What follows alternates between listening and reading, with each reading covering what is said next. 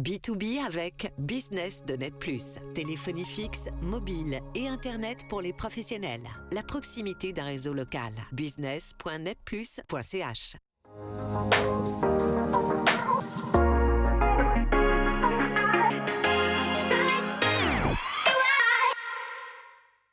Bonjour Charlotte Diwan. Bonjour. Bienvenue dans B2B. Vous êtes la directrice d'Art Genève. C'est la grande foire d'art contemporain de Suisse romande, un événement qui s'est achevé au début du mois de février à Palexpo. Et avec vous, nous allons donc nous immerger dans le monde de la création actuelle et son marché, parce que c'est aussi une véritable activité économique, une activité qui connaît ses hauts, ses bas. Le marché de l'art a traversé une passe plutôt difficile ces dernières années, mais votre manifestation a attiré plus de monde en 2026 qu'en 2025, avec au total 28 000 visiteurs pour la 14e, je crois, édition. Alors voilà, vous allez nous expliquer ce qui fait le succès de cet événement, quels sont vos défis, vous en avez sûrement. Mais avant ça, on va découvrir qui est Charlotte Diwan, c'est la partie portrait.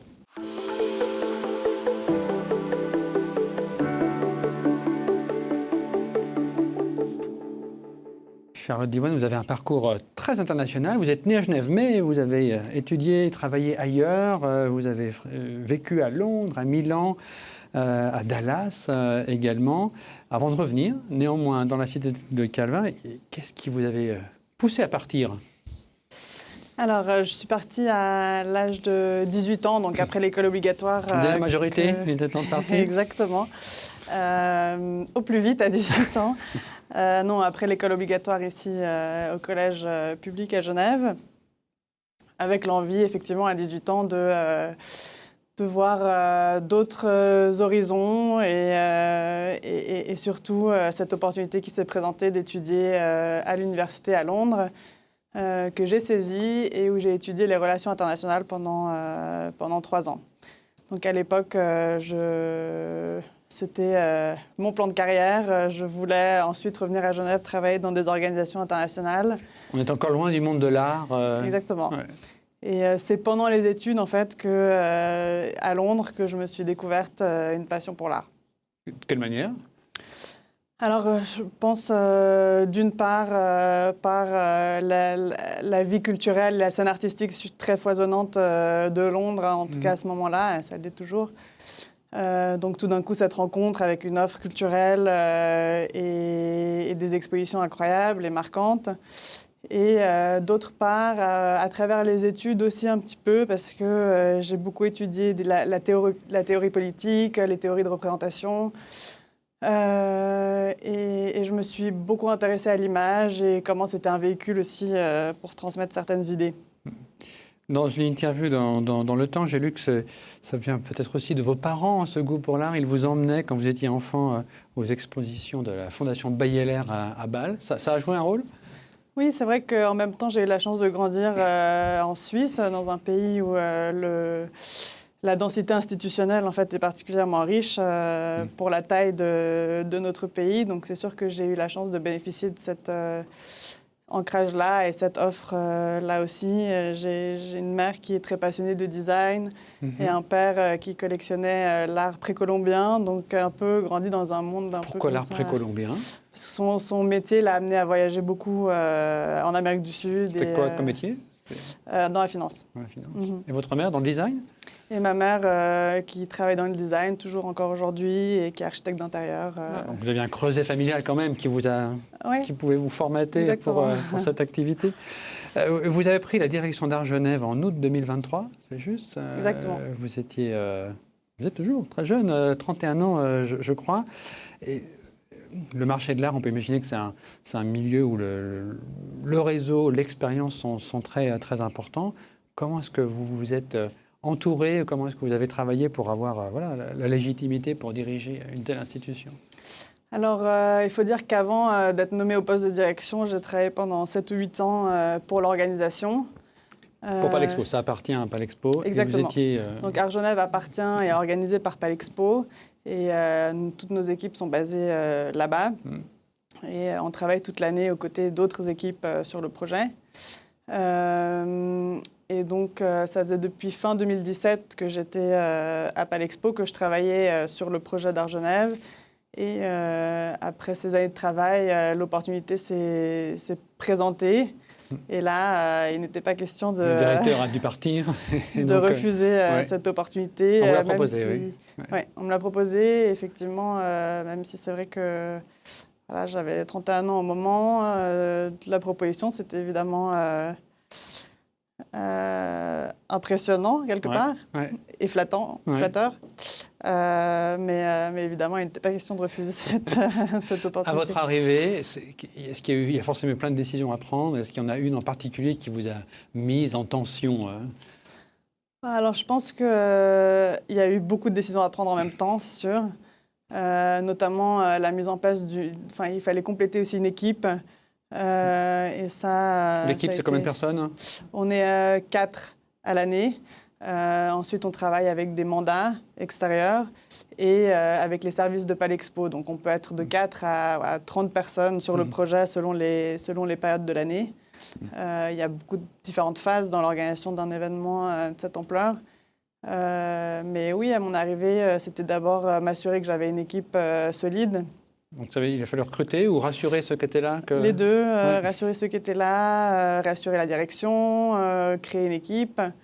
Et ça a été la première mission, la mission la plus urgente, je pense. Après, il a fallu réfléchir aussi à la stratégie de l'événement, à voir ce qui fonctionnait moins bien. On y reviendra. Dans une autre interview, vous avez évoqué que vous étiez plutôt animé par un esprit de continuité que de rupture en prenant la direction d'Art Genève. Est-ce que ça, c'est un trait de caractère pour vous? Vous êtes comme ça, plutôt dans la continuité que de faire des changements brusques?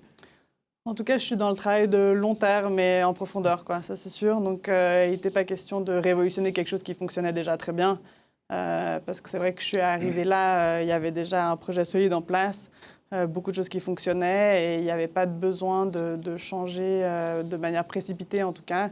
Le challenge était suffisamment important et je pense d'où la continuité de pouvoir s'assurer déjà de maintenir l'événement, de continuer dans son succès et puis quelques années plus tard, je pense qu'on y est un peu aujourd'hui, de voir quel type de modifications peuvent être apportées. À titre personnel, parce que j'imagine que ça prend beaucoup de temps tout ça, comment on trouve le moyen de se ressourcer? Qu'est-ce qui vous ressource d'un point de vue plus privé? Qu'est-ce qui me ressource? Le temps avec des amis, avec de la famille, de voyager, de sortir un peu parfois de Genève, je pense l'entourage. Et vous êtes vous-même une collectionneuse? Vous avez déjà acheté des œuvres d'art? J'ai déjà acheté des œuvres d'art et c'est quelque chose que j'aimerais développer, continuer. Bon. On va voir dans la partie entreprise comment fonctionne exactement votre travail au quotidien, comment fonctionne Art Genève. Et donc, c'est la partie entreprise.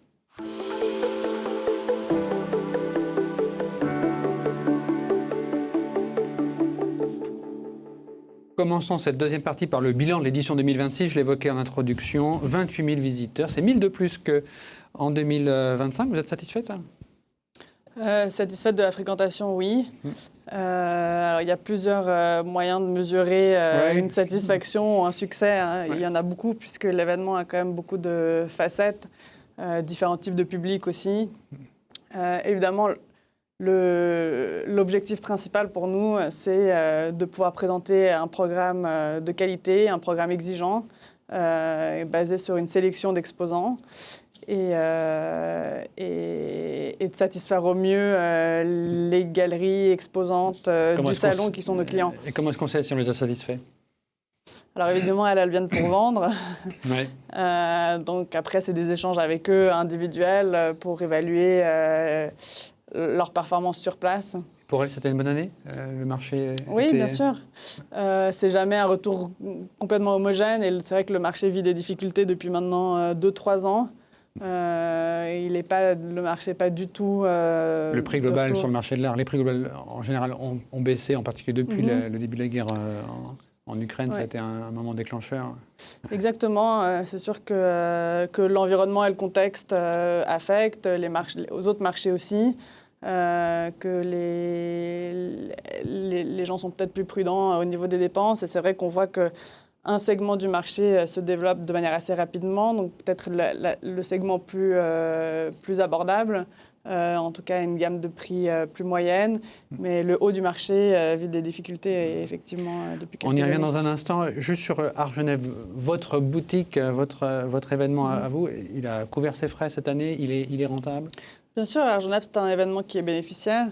La première source de revenus, c'est la location de stands à des exposants et le revenu de nos partenaires et sponsors, qui couvrent aussi une partie importante. On va les détailler pour situer dans l'univers Palexpo. Art Genève, vous l'avez évoqué tout à l'heure. Alors Palexpo à l'année, c'est à peu près 700 000 personnes qui viennent. Donc vous, c'est contribué à hauteur de 28 000. C'est très bien. C'est à peu près 140 événements à l'année Palexpo. En 2024, ce sont les derniers chiffres disponibles, c'était 10 millions de francs de résultats, de bénéfices opérationnels. Sur plus de 70 millions de chiffre d'affaires en général et près de 200 collaborateurs fixes. Donc on va avec vos 5 à 25, quelle part vous représentez. Mais donc vous nous dites que voilà, Art Genève, c'est un des moteurs quand même à son échelle Oui, à son échelle, Palexpo. bien sûr. À son échelle, bien sûr. Et c'est un rendez-vous important aussi pour les acteurs culturels suisses et le monde artistique genevois aussi. Suisse ou genevois, c'est une de mes questions. Art Genève, évidemment, le mot dit où c'est, mais il y a un grand concurrent qui est à Bâle. Et vous avez un autre fonctionnement, ce n'est pas la même non plus ampleur. C'est à peu près 80 galeries qui viennent exposer à Genève. C'est plus de 200 à Bâle. Qu'est-ce qui fait que Art Genève est spécial? Alors, en parlant du format, je pense qu'on peut dire qu'il est volontairement restreint. Pourquoi volontairement? En fait, dans le but de garantir une qualité homogène, et une vraie sélection exigeante en ce qui concerne les galeries qui exposent sur la foire. Donc, il y a des critères de sélection pour chaque exposant, il y a des candidatures et tout un processus de sélection. Bon, à Bâle aussi, il y a un processus de sélection, mais le format est d'une autre dimension, le visitorat aussi d'ailleurs. Mais à Genève, 80 galeries, c'est ce qui semble être le bon format. Comme je le disais, ce qui est important, c'est de fidéliser nos clients, donc les galeries internationales qui viennent exposer à Genève. Et c'est important de leur donner la visibilité qu'il faut et de leur assurer un certain retour. Ce qui est plus facile à faire avec 80 exposants qu'avec 350, évidemment. Quelle part représente la location des stands dans vos revenus? Je dirais que c'est en tout cas 70% des revenus. D'accord. Donc le reste, les billets, ça représente quelque chose, les billets d'entrée pour les visiteurs? Oui, ça représente quelque chose évidemment. C'est 20 francs l'entrée pour un adulte? Exactement, c'est 20 francs. C'est à peu près 2 à 3 fois moins cher qu'à Bâle. Oui, c'est un prix qui a peu grimpé, je pense même depuis la création du salon. Aussi, Art Genève se veut aussi comme une plateforme volontairement accessible. Il y a très ancré aussi, c'est une foire qui appartient aussi aux Genevois. On y retrouve aussi les collections de la ville, du canton, des écoles d'art. Donc c'est à la fois une foire qui est tournée sur la scène internationale, mais qui a un très fort ancrage local. Et c'est quelque chose qu'on veut maintenir. Et à quel point vous souhaitez collaborer avec les autres cantons romans?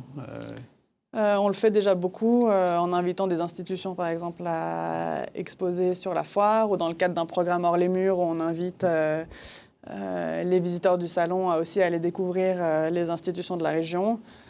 Et au-delà de la région, on collabore avec des acteurs majeurs de toute la Suisse. Ça veut dire que le potentiel pour vous, si on reste à ces 80 exposants galeries, c'est de faire monter le nombre de visiteurs. Il y a quelle capacité encore possible pour que le confort de la visite reste bon?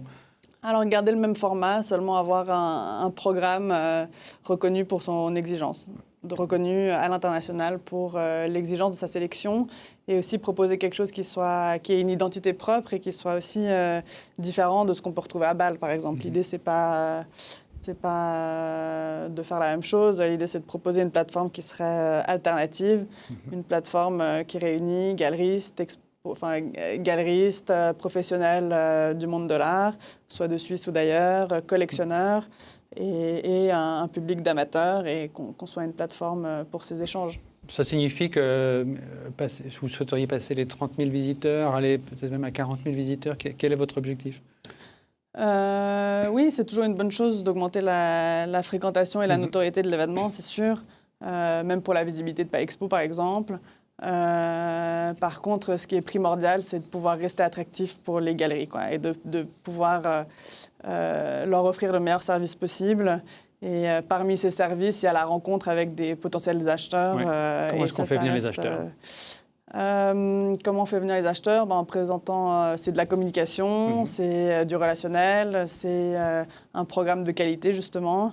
Et voilà, notre mission principale, c'est vraiment de pouvoir satisfaire les galeries internationales et nationales qui se rendent sur la foire et de leur permettre d'aller à la rencontre de collectionneurs suisses, par exemple. Ouais.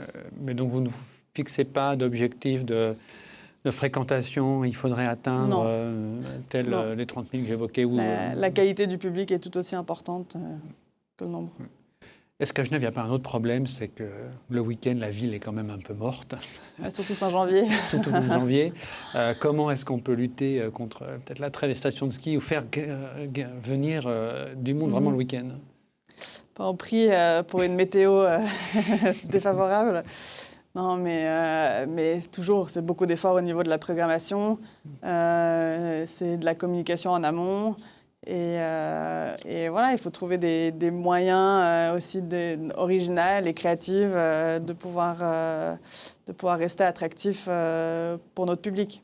Est-ce que l'offre en dehors de, si on vient passer un week-end, on ne va pas passer 2 jours à Argenève, j'imagine, hein, peut-être une demi-journée, mais est-ce qu'il ne manque pas pour vous un attrait d'autres aimants culturels à Genève qui vous aideraient dans votre activité? Bon, on a la chance, on n'est pas si mal lotis à Genève. On a des institutions importantes comme le musée d'art contemporain, le MAMCO, le musée d'art et d'histoire, avec qui on travaille de manière très rapprochée et qui chaque année présentent des expositions en marge ou des ouvertures d'expositions en marge de la foire.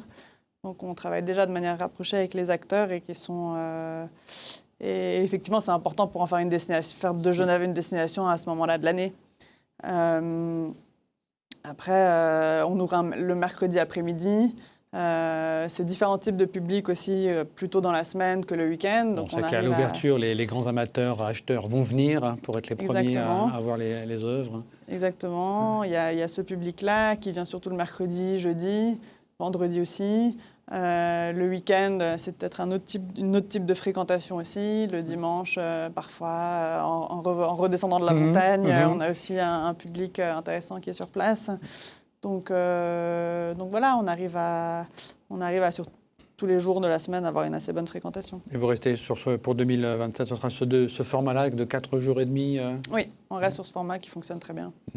Vous avez évoqué tout à l'heure les sponsors, hein, je ne vais pas tous les nommer, mais il y a notamment UBS, Piaget, La Mobilière ou les Genevois Arches. Quel point c'est important pour vous dans votre modèle économique, ces sponsors? Alors c'est absolument crucial pour différentes raisons. D'abord, pour évidemment ce que ces partenaires permettent. Argenève, c'est un programme d'exposition très divers, très riche, au-delà des galeries présentes qui sont le cœur de l'activité. Il y a beaucoup d'événements, il y a un programme de conférences, il y a des expositions spéciales, il y a des institutions qui sont invitées qui, eux, ne payent pas le même prix de location que des galeries commerciales. Donc tout ce programme-là, qui vraiment fait l'unicité d'Argenève, demande évidemment un soutien financier important. Vous disiez 70%, c'est la location des stands, mais les 30%, alors les billets d'entrée, c'est peut-être quoi? C'est 5-10%? Exactement, et puis le reste, on peut dire que ce sont les partenaires. Et c'est vraiment grâce à eux qu'on arrive au-delà d'avoir des galeries exposantes, un programme aussi riche et varié, qu'on puisse inviter des collections privées, des fondations, des collections institutionnelles aussi à exposer sur la foire. C'est grâce à ce type de collaboration. On arrive aussi à... Ce qui est intéressant, je pense, c'est d'attribuer du contenu à chacun de nos partenaires, leur donner un rôle actif. Contenu, ça veut dire quoi? Leur donner un rôle actif sur la foire, au-delà d'une visibilité. Par exemple, pour notre collaboration avec Piaget, il y a un prix qui est mis en place. C'est le prix Solo Argenève Piaget, qui récompense la meilleure exposition personnelle sur la foire, à travers une acquisition qui est ensuite donnée au MAMCO à Genève. Le musée d'art contemporain de Genève. Exactement. Donc c'est une façon pour nous, à travers un partenaire, d'enrichir les collections publiques de la ville C'est un très bon outil de communication aussi, un prix. Et ça permet, au-delà d'un simple partenariat de visibilité, de pouvoir vraiment inclure le partenaire dans la programmation. La Mobilière, par exemple, présente sur son stand un autre prix, qui est le prix des jeunes artistes suisses. Donc, ils présentent les nominés pendant toute la semaine et jeudi soir de la foire, remettent le prix profitent de l'événement et de la plateforme pour remettre leur prix aux meilleurs jeunes artistes suisses. Donc voilà, c'est intéressant d'enrichir les partenariats de contenu. Vous avez évoqué tout à l'heure le marché, je l'ai dit aussi brièvement, le marché de l'art est dans une situation un peu difficile, les prix ont baissé. Comment est-ce que vous, une foire comme celle d'Art Genève, contribue à ce marché? Donc vous avez évoqué, voilà, si ça s'est bien passé, c'est aussi parce que les galeries ont vendu des œuvres. Mais qu'est-ce que vous pouvez faire pour stimuler ce marché? On a la chance à Genève d'une certaine stabilité quand même. Enfin, en Suisse, d'une certaine stabilité économique et politique. C'est un atout, c'est sûr. D'autre part, on a la chance de reposer sur un pool d'acheteurs très régional quand même. C'est un des grands atouts de la Suisse. C'est aussi cette culture de la collection, du mécénat, que ce soit des individus privés ou à travers du mécénat d'entreprise, à travers des fondations par exemple, qui elles aussi sont très actives au niveau des acquisitions. Et dans ces périodes plus incertaines, c'est une grande force que de pouvoir compter sur cette culture-là de la collection nationale. Parmi ces acheteurs importants, il y a les Américains que tout le monde souhaite attirer. Art Basel les fait venir à Bâle, mais Art Basel est aussi à Paris maintenant. Ils ont repris ce qu'on appelle la FIAC, un grand marché. Est-ce que c'est une opportunité pour Art Genève de se dire, mais vous allez aller, vous collectionneurs américains, vous allez aller à Paris faire votre marché, et après en Suisse, venez donc à Genève plutôt qu'à Bâle? C'est sûr que c'est une opportunité de se positionner comme la foire suisse, en tout cas. Et je pense que ça, on est en train de le faire de plus en plus à travers notre programme et les différentes collaborations qu'on met en place avec les acteurs de tout le pays. Mais c'est vrai qu'on peut dire qu'on est la foire suisse. Parce qu'Art Basel devient tellement international, c'est ça? Exactement, avec leur propre partenariat dans le monde entier. Je pense qu'il y a une place, oui, en termes de foire qui serait plus représentative du marché suisse. Un dernier point avant de conclure. Qui sélectionne ces galeries? Qui va s'assurer de la qualité? Alors vous êtes la directrice, même si vous êtes intéressé à l'art dans vos études, vous n'êtes pas comme docteur en histoire de l'art ou en art contemporain. Comment est-ce qu'on s'assure qu'il y aura les bons choix? Alors, bonne question. C'est vrai qu'en tant que directrice, moi, mon rôle, c'est vraiment de permettre à l'événement d'avoir lieu et de maintenir la qualité de l'événement. Mais il faut s'entourer de spécialistes, évidemment. La décision des sélections, c'est pas la mienne, c'est celle d'un comité de galeristes qui sont très investis dans le projet, qui participent au projet depuis longtemps et qui font chaque année la sélection parmi les dossiers qu'on reçoit pour l'édition. Et comment est-ce que vous assurez qu'ils vont faire une sélection qui va intéresser vraiment tous les amateurs et les acheteurs potentiels et pas simplement servir leurs propres intérêts? Alors, ça, on se l'assure en ayant... déjà, ce n'est pas une personne ni deux personnes, c'est 5 ou 6 personnes qui se réunissent. 5 ou 6 personnes qui représentent différentes géographies, différentes spécialités aussi. Et la sélection, c'est toujours un résultat... Et qui ont un stand. Oui, bien sûr. Ils ont l'obligation d'être partie preneur à l'événement. Et la sélection, c'est souvent un résultat de conversation. Et ça crée une sorte d'objectivité dans la sélection. Vous assistez, vous, à ces discussions? Oui. Oui, bien sûr, c'est toujours très intéressant. C'est des experts. Et évidemment, c'est aussi intéressant de penser à la stratégie. Combien de galeries on veut? Est-ce qu'on veut... quel type de proportion on veut entre les différentes géographies, entre les différentes spécialités? Il y a une réflexion derrière. Et l'important, c'est de tous travailler ensemble pour le bien du projet et pas le bien individuel de chacun. Dernière question, se projette à 5 ou 10 ans. Votre vision pour Art Genève, quelle est-elle? Ma vision pour Art Genève, je pense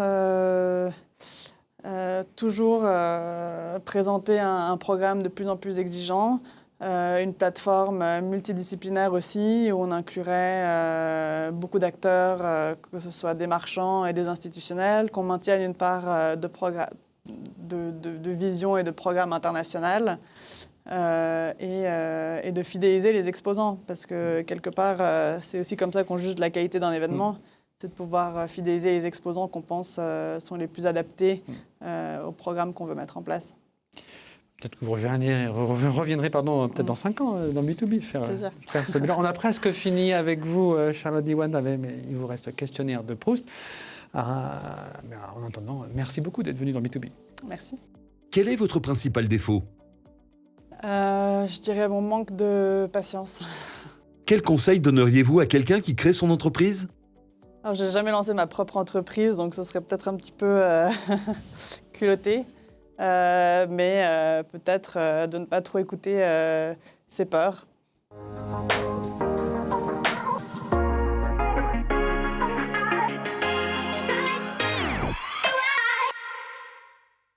B2B avec Business de Net Plus. Téléphonie fixe, mobile et Internet pour les professionnels. La proximité d'un réseau local. business.netplus.ch